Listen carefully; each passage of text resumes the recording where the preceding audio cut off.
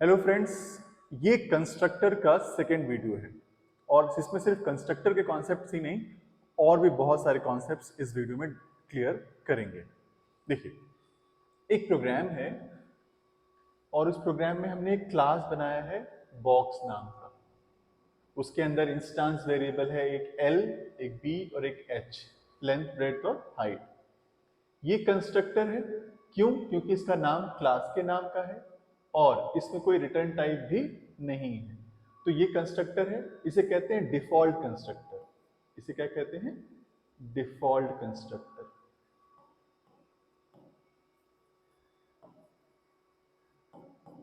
ये क्या है? Argument constructor.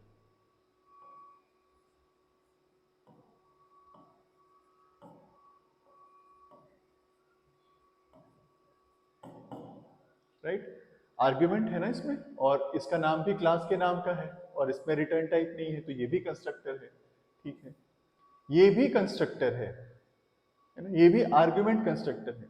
इसमें सिंगल आर्ग्यूमेंट है, इसमें ट्रिपल आर्ग्यूमेंट है, लेकिन आर्ग्यूमेंट कंस्ट्रक्टर ये भी है क्योंकि इसका नाम भी क्लास के नाम का है और इसमें रिटर्न टाइप नहीं है, तो ये भी कंस्ट्रक्टर है। ये एक नॉर्मल मेथड है डिस्प्ले। राइट? अब कैसे ये वर्क करेगा देखते हैं इसको। हमने एक और क्लास बना रखा है और इस क्लास का नाम है बॉक्स कंस्ट्रक्टर्स और इसमें मेन फंक्शन है, जिसका मतलब प्रोग्राम स्टार्ट यहीं से होगा, एग्जीक्यूशन इसी से स्टार्ट होगा। हमने सबसे पहले क्या लिखा? b1। तो b1 क्या है? एक रेफरेंस वेरिएबल। राइट? न्यू लिखेंगे तो बनेगा ऑब्जेक्ट। राइट? जब न्यू लिखेंगे तो ऑब्जेक्ट बनेगा और जब ऑब्जेक्ट बनता है तो उसका रेफरेंस तो रेफरेंस वेरिएबल में स्टोर होगा ही, इंस्टेंस वेरिएबल के सारे कॉपीज भी बन जाएंगे। तो एक एल बनेगा इसके अंदर में, एक बी बनेगा इसके अंदर, एक एच बनेगा इसके अंदर। राइट? और फिर कंस्ट्रक्टर को जब कॉल करेंगे ना, तो ये कौन सा वाला कंस्ट्रक्टर कॉल होगा? डिफॉल्ट वाला कंस्ट्रक्टर कॉल होगा, नो आर्गुमेंट वाला कंस्ट्रक्टर कॉल होगा। डिफॉल्ट कंस्ट्रक्टर का एक और नाम है नो आर्गुमेंट कंस्ट्रक्टर। तो नो आर्गुमेंट कंस्ट्रक्टर जैसे ही कॉल होगा ना, सबसे पहले वो जाएगा यहाँ पे और क्या वो करेगा? 5, 3 और 2 से इनिशियलाइज कर देगा। 5, 3 और 2 से। तो यहाँ पे 5, यहाँ पे 3, यहाँ पे 2। फिक्स वैल्यू है, जो भी इस कंस्ट्रक्टर को कॉल करेगा उसकी वैल्यू यही होगी। राइट? अब देखिए b2। b2 एक नया रेफरेंस वेरिएबल, फिर से न्यू, तो फिर से एक ऑब्जेक्ट, और जब ऑब्जेक्ट तो उसका रेफरेंस रेफरेंस वेरिएबल में और इंस्टेंस वेरिएबल के कॉपीज भी बन जाएंगे। राइट? उसके बाद जब कंस्ट्रक्टर को कॉल किया तो कौन सा वाला कंस्ट्रक्टर? जिसके पास 3 आर्ग्यूमेंट है ना, वो वाला कंस्ट्रक्टर। अब देखिए, अगर आप इस कंस्ट्रक्टर को कॉल करोगे तो जो वैल्यू आप यहां से प्रोवाइड करोगे वही वैल्यू उसके अंदर असाइन होगी। अगर आप डिफरेंट वैल्यू इनिशियलाइज किए होते, 15, 13 और 12, अगर मान लीजिए 15, 13 और 12 दे दिए होते तो वो उसी वैल्यू से इनिशियलाइज करता। अगर हम मान लीजिए कि 25, 23, 22 देते तो उसी से इनिशियलाइज करता। उसके पास फिक्स वैल्यू नहीं होती, जो यहां से हम पास करते उसी वैल्यू से वो इनिशियलाइज करता।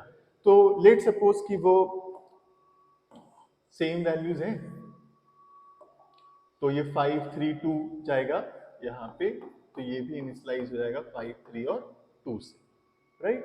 अब देखिए, जो बहुत इंपॉर्टेंट पार्ट है जिसको बहुत ध्यान से समझना पड़ेगा। हमने लिखा ना यहाँ पे b3, तो b3 के लिए एक रेफरेंस वेरिएबल फिर से बन गया। न्यू लिखेंगे तो फिर से बनेगा ऑब्जेक्ट, और जब ऑब्जेक्ट बनता है तो इंस्टेंस वेरिएबल के सारे कॉपीज बन जाएंगे। बन गए? अब देखिएगा बहुत ध्यान से, एक ऐसा कंस्ट्रक्टर को कॉल कर रहे हैं जो रेफरेंस पास कर रहा है। क्या पास कर रहा है? रेफरेंस। लेट सपोज इसका रेफरेंस नंबर है 100, इसके पास रेफरेंस है 200। समझाने के लिए कह रहा हूं, ऐसे कहना बड़ा मुश्किल है कि क्या होगा रेफरेंस। तो रेफरेंस मतलब एड्रेस, मान लीजिए इसका 200 है। तो ये जो हमने पास किया ना यहाँ पे b2, तो b2 क्या गया है? b2 ये रेफरेंस का जो एड्रेस है ना, ये वाला, इसमें 200 वो जाएगा। तो जब रेफरेंस वेरिएबल भेज रहे हैं तो लेने वाला भी तो रेफरेंस वेरिएबल होना चाहिए, तो वो भी क्या है यहाँ पे? रेफरेंस वेरिएबल है। अब रेफरेंस वेरिएबल का मतलब क्या है? जो ये एड्रेस इसके पास था b2 के पास, वही एड्रेस चला गया किसके पास? ओबी के पास। राइट? अब ये पता है एलबीएच किसका है? जिसने कॉल किया है। कॉल किसने किया है? b3 वाले ऑब्जेक्ट ने कॉल किया है। तो ये वाला जो कॉल किया है वो ये है, और जो एड्रेस पास हुआ है वो ये वाला है। क्या मैं कह रहा हूं, जिसने कॉल करा है वो ये वाला LBH है, और जिसका एड्रेस चला गया है यहां से वहां तक वो ये वाला ऑब्जेक्ट है, राइट। तो देखिए ओबी, ओबी मतलब है 200 डॉट 200 पे जाओ, 200 पे जाएंगे, उसके एल वाले पार्ट में, एल वाले पार्ट में क्या है 5, उसे कॉपी करके जिसने कॉल किया है उसके एल में चला जाएगा, तो जिसने कॉपी कॉल किया है उसके एल में 5 चला जाएगा। अब देखिए यहाँ पे ओबी, ओबी मतलब क्या है रेफरेंस वेरिएबल, ओबी मतलब 200 है, डॉट, डॉट मतलब होता है 200 पे जाओ, जैसे जाएंगे तो उसके बी वाले पार्ट में जो 3 है वैल्यू, वो 3 कहाँ चला जाएगा, जिसने कॉल किया है उसके वाले बी में, तो जिसने कॉल किया है उसके वाले बी में, और उसी तरह से यहाँ पे h का भी जो वैल्यू 2 है वो भी यहाँ कॉपी हो जाएगा। ऑब्जेक्ट तीनों अलग अलग हैं, वैल्यूज सेम भले ही हैं लेकिन ऑब्जेक्ट तीनों अलग अलग हैं जो शो कर रहा है, ठीक है। अब देखिए ध्यान से यहाँ पे जो बहुत इंपॉर्टेंट लाइन है जो बताने जा रहा हूं, B4 ना एक रेफरेंस वेरिएबल, B4 के लिए कोई ऑब्जेक्ट क्रिएट नहीं हुआ है, क्योंकि यहाँ पे न्यू नहीं लिखा है तो कोई ऑब्जेक्ट क्रिएट नहीं होगा, तो B4 एक रेफरेंस वेरिएबल है, यहाँ पे कोई ऑब्जेक्ट क्रिएट नहीं हो रहा है। तो ऑब्जेक्ट क्रिएट नहीं हो रहा है तो क्या जा रहा है, B3 के पास जो एड्रेस है ना 300, वही चला गया किसके पास, B4 के पास। तो ये जो रेफरेंस वेरिएबल है ये भी यहीं पहुंचेगा, इसी को एक्सेस करेगा, और ये भी यहीं पर ही पहुंचेगा। पता है एक ऑब्जेक्ट के कई सारे रेफरेंस वेरिएबल हो सकते हैं, कई सारे रेफरेंस वेरिएबल हो सकते हैं। जैसे मान लीजिए कॉलेज है IIT बॉम्बे, अब IIT बॉम्बे का एड्रेस किसके किसके पास है, बहुतों के पास है, सब डॉट ला के कहाँ पहुंचेगा, IIT बॉम्बे जाएगा। लेकिन IIT बॉम्बे तो एक ही ऑब्जेक्ट है, और उसके रेफरेंस वेरिएबल किसके पास है, उसका एड्रेस किसके पास है, बहुतों के पास है, और जिसके जिसके पास एड्रेस है वो सब डॉट लाके कहाँ पहुंचेगा, उस ऑब्जेक्ट तक, और जब ऑब्जेक्ट तक पहुंचेगा तो वहां से कॉलिंग होगी, है ना। तो यहां पर देखिए इस ऑब्जेक्ट का एड्रेस B3 के पास भी है और इसी ऑब्जेक्ट का एड्रेस B4 के पास भी है। अगर मैं B3 डॉट डिस्प्ले लिखूंगा ना तो इस एड्रेस के थ्रू यहीं पर जाएगा वो, और इसने कॉल किया होगा किसको, डिस्प्ले वाले को, तो आउटपुट में यहाँ पे क्या प्रिंट होगा 532, और B4 जब डिस्प्ले करेगा ना तो B4 के पास भी सेम एड्रेस है तो ये भी वहीं जाएगा और यही वाला ऑब्जेक्ट ही फिर से प्रिंट करेगा, तो 532। तो पॉइंट क्या है ना कि इस वाले ऑब्जेक्ट, इस वाले सिंटेक्स में और इस वाले सिंटेक्स में दोनों में ही एक ही ऑब्जेक्ट ही दो बार कॉलिंग कर रहा है, एक ही ऑब्जेक्ट दो बार डिस्प्ले को कॉल कर रहा है और आउटपुट सेम दे रहा है, तो ये दोनों सेम ऑब्जेक्ट है। लेकिन B2 कॉल करेगा तो देखिए वैल्यू तो सेम प्रिंट होगा लेकिन ये ऑब्जेक्ट अलग है, क्योंकि इसके पास एड्रेस किसका है 200 वाला, तो ये वाला ऑब्जेक्ट कॉल करेगा, इसकी आउटपुट तो सेम होगी लेकिन ये ऑब्जेक्ट अलग है।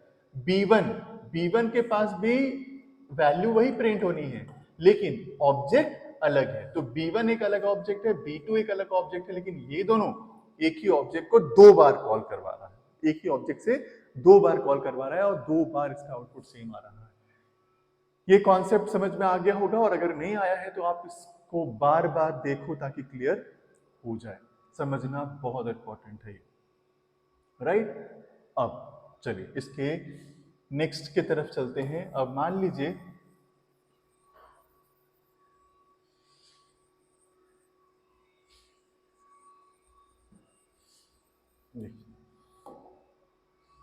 अब पॉइंट है कि मान लीजिए कि ये जो LBH है मैं इसको यहां एक्सेस करना चाहूं, कर सकता हूं क्या, बिल्कुल कर सकता हूं, कोई दिक्कत नहीं होगी। अगर मैं यहाँ पे ना उस L को यूज करना चाहूं तो मैं ऐसे लिख सकता हूं B3.L इज इक्वल्स टू 17, तो उसमें वैल्यू क्या आ जाएगी 17। तो ये तो एक तरीके से प्रोग्रामिंग में लूप होल क्रिएट हो रहा है कि दूसरे क्लास का इंस्टेंस वेरिएबल यहाँ पे ऑब्जेक्ट बना करके उसको एक्सेस कर ले रहे हैं तो एक्सेस हो जा रहा है।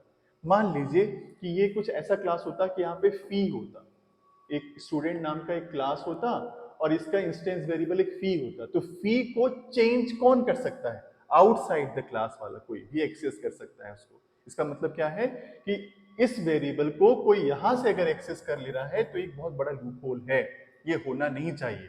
जैसे किसी का फी चेंज करना, अगर मान लीजिए किसी का परसेंटेज है उसको अगर हम यहां से चेंज कर पा रहे हैं, आउटसाइड द क्लास अगर चेंज कर पा रहे हैं तो ये बहुत गलत चीज है। आपको इसको एक्सेस करने नहीं देना चाहिए। कैसे रोकेंगे हम आउटसाइड द क्लास किसी डेटा को एक्सेस करने के लिए, कैसे रोकेंगे? तो उसको रोकने के लिए ना हमें एक कीवर्ड लगाना पड़ेगा, प्राइवेट।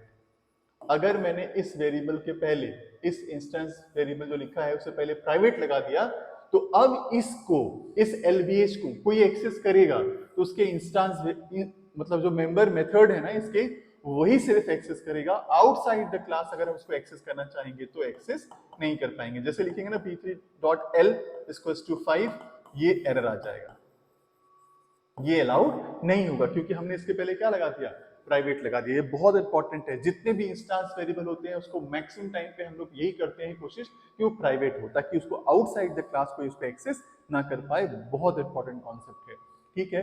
मोस्टली क्या करते हैं, जो इंस्टेंस वेरिएबल होते हैं उसको प्राइवेट रखते हैं और जो मेथड्स होते हैं वो पब्लिक होते हैं, लेकिन कोई हार्ड एंड फास्ट रूल नहीं है। हम किसी को भी प्राइवेट और किसी को भी पब्लिक लगा सकते हैं, कोई दिक्कत नहीं होगी, ठीक है। तो चलिए इस वीडियो में इतना रखते हैं, नेक्स्ट वीडियो में नए कॉन्सेप्ट्स पढ़ेंगे।